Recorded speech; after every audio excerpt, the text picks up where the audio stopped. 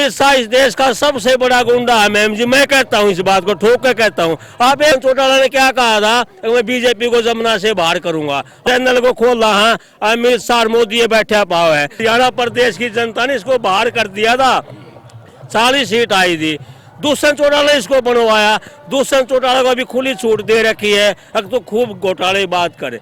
हरियाणा प्रदेश में गन्ने का भाव पंजाब से भी कम है मैम जी। क्या लगता है राहुल गांधी की यात्रा का प्रभाव पड़ेगा? मैम जी मैं आपसे एक ही बात कहना चाहूँगा, पूरा प्रभाव पड़ेगा। हरियाणा प्रदेश से जंगल राज जाने वाला है। दूसरी बात ये कहना चाहूँगा मैम जी, 2005 से लेकर 2014 तक हरियाणा प्रदेश में गन्ने का भाव सबसे ज्यादा होता था मैम जी पूरे हिंदुस्तान के अंदर। आज हरियाणा प्रदेश में गन्ने का भाव पंजाब से भी कम है मैम जी। और रही बात भाई साहब ने कांड के बारे में बताया, हरियाणा प्रदेश में सबसे बड़ा कांड ये है कि इस प्रदेश का मुख्यमंत्री मनोहर लाल खट्टर और डिप्टी सीएम दुष्यंत चौटाला है। दुष्यंत चौटाला ने क्या कहा था कि मैं बीजेपी को जमुना से बाहर करूंगा, आज उसमें मंत्री बना बैठा है। शराब घोटाला, रजिस्टर घोटाला, कितने घोटाले हो रहे हैं मैम जी। और हरियाणा प्रदेश में मेरी उम्र 50 साल की होली मैम जी, ये पहला मुख्यमंत्री जो पब्लिक से नहीं मिल रहा है। हुड्डा साहब मुख्यमंत्री थे 2005 से लेकर 14, किसान से, मजदूर से, व्यापारी, सतीश बिरादरी से मिलते थे। इनका क्या काम है, एक जाट को नॉन जाट से लड़ा दो, हिंदू को मुसलमान से लड़ा दो। मेरा आपसे आज और प्रार्थना मैम जी से, पूरी देश की मीडिया से, कि हमारी किसान मजदूर की बात गूंगी बहरी सरकार तक पहुंचाओ। ये जो तानाशाह सरकार है, अमित शाह इस देश का सबसे बड़ा गुंडा है मैम जी। मैं कहता हूँ इस बात को, ठोक के कहता हूँ। आप एक बात देखिए, जिस प्रदेश के मुख्यमंत्री को प्रदेश की जनता देखना नहीं चाहती, जबरदस्ती थोप रखा है हरियाणा प्रदेश में खट्टर को। अलमत की सरकार है, राज कर रहा है मैम जी। तो मेरा कहने का भाव यो, हरियाणा प्रदेश की जनता ने इसको बाहर कर दिया था, 40 सीट आई थी। दुष्यंत चौटाला इसको बनवाया। दुष्यंत चौटाला को अभी खुली छूट दे रखी है, अब तो खूब घोटाले बात करे। शराब घोटाला देखो आप, रजिस्ट्री घोटाला देखो, खनन में घोटाला देखो मैम जी। मेरा कहने का भाव ये, अब एक बात और देखिए आप, इनका के नारा है बेटी बचाओ, बेटी पढ़ाओ, बेटी खिलाओ। अब एक कोच थी वो संदीप सिंह जो इस सरकार का मंत्री है मैम जी, कौन ऐसी लेडीज है जो अपने चरित्र को उसके ऊपर वो करेगी? तो ये बहुत, इसकी सीबीआई जांच होनी चाहिए।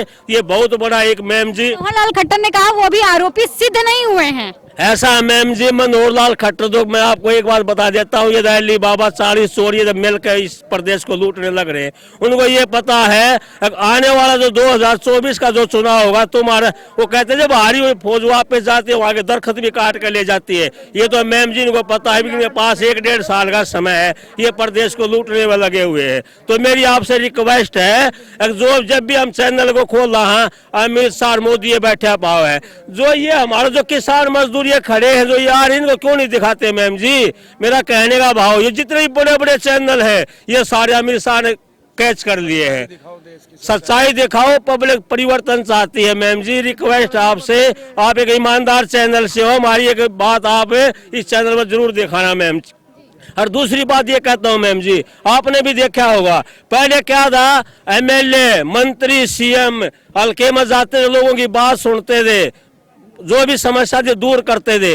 आज आप सुन के हैरान होगी मैम जी, ना कोई अधिकारी अपनी सीट पर पाता है। मैं आपको बताऊं, जिले का डीसी सीट पर नहीं है, जिले का एसपी सीट पर नहीं है, मुख्यमंत्री अपनी सीट पर नहीं है, इन्हें ये नहीं पता ये रहे कहाँ है।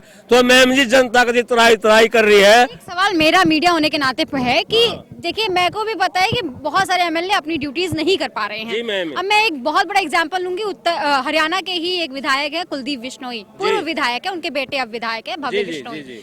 ये करीबन 27 सालों से उसी एक सीट पर राज कर रहे हैं। वो काम नहीं कर रहे, लोगों को पता है। लेकिन जब मैंने लोगों से सवाल किया कि आप वोट क्यों दे रहे हैं, वो कहते हैं कि मेरे को वोट देना ही है। तो मेरा सवाल लोगों से है कि आखिर आपको पता है कि आपका एमएलए काम नहीं कर रहा, तो वोट क्यों दिया जा रहा है? मैम जी आप एक बात देखिए, मैंने भी देखा और आपने भी देखा है, जहाँ आदमपुर से वे लोग 1 लाख से 1.5 लाख से जीतते थे, वो कहाँ तक सिमट कर रह गए? 14, 15, 12 हजार में सिमट कर रह गए। और दूसरी बात ये देखिए मैम जी, अमित शाह यहाँ बैठा था फरीदाबाद के अंदर, सारे देश का मीडिया, सारे देश का पैसा, सारा सरकारी तंत्र, सारा का सारा वहाँ आदमपुर में डाल रखा था।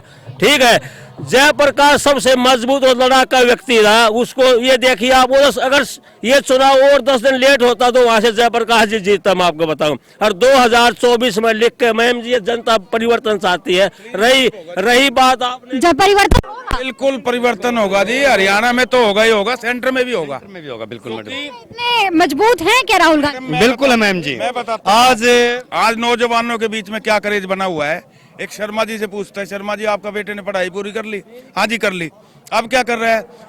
भाई मेरा बेटा मोदी भक्त बन गया, दिन में मुसलमानों को गाली देता है, रात को शराब पी के हमारे को गाली देता है। क्या इस देश के नौजवान को यही चाहिए था? क्या हमारे पूर्वजों ने यही सपने देखे थे इस देश के नौजवानों के लिए? पहले नौजवान डॉक्टर इंजीनियर बना करते, आजकल के नौजवान को मोदी सरकार भगवा पहना करके, हथियार दे करके लड़ाका गुंडा बना रही है। ये देश किस तरफ जा रहा है?